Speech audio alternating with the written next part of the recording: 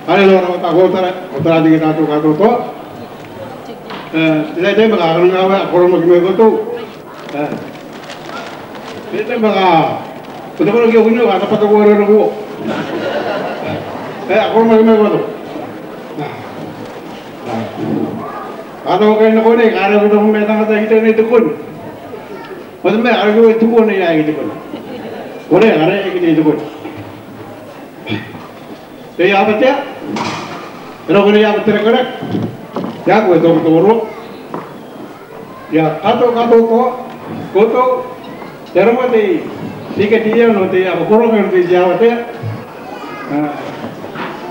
Saya kadang-kadang matu, ya kau itu betul nama anu kado tu, lu di Jawa dia ni.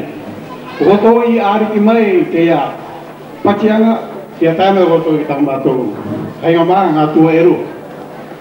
Orang yang tinggi dunia, kalau juga datang saya tu dia, dia korang kayak tu Jawa dia.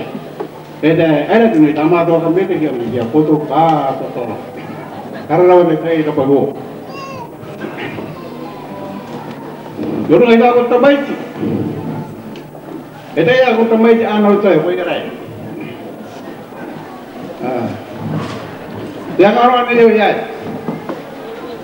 Tonai na orang yang nak ini, wawara yang mau, kita memang mau ini. Kalau mau orang ini ada, kalau mau ini, tak tahu. Dia orang antara tu yuti dia kalau. Dia ini satu ni Jawa dia, dia ini dekat tua, seperti dia, kita mereka orang korang.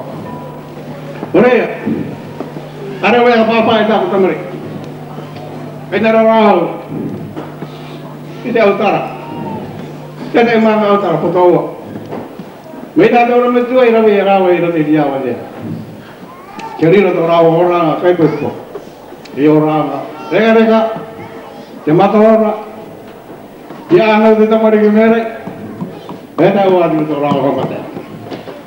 Boleh?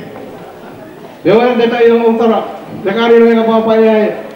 Ada mereka ada cara begini.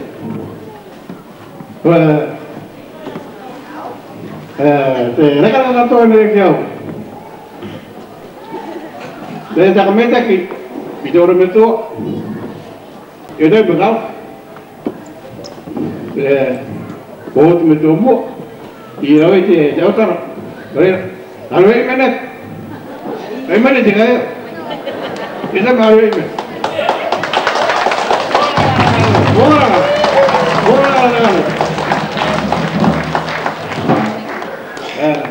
once again hame dekat dia tahu nggak tahu pilih baik dia orang dari Jawa Cakra